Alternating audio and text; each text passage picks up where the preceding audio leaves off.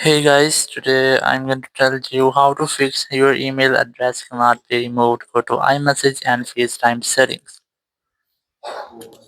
If you're using any iPhone or iPad and you're having this type issue that you're seeing a pop-up message, your email address cannot be removed, go to settings. So let's see how can you fix the issue. So there's a simple way. You have to simply go to your settings application. So from here, very first you have to make sure that your software is up to date. So go for general, go for software update, and you have to make sure that you haven't any pending software update. Once you have checked, you just have to go back from here, then go for apps, then you just have to look for messages app from here, and then you'll find the option of send and receive. Simply tap on that, and then tap on this your Gmail option or your email, then select sign out.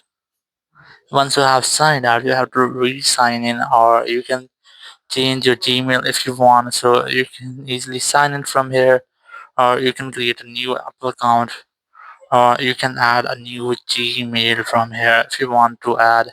So in this way, you can easily fix your issue if you're having the same issue that your email address cannot be removed. Go to iMessage settings. So in this way, your issue will be fixed. Thank you very much for watching the video. Until next video, bye bye.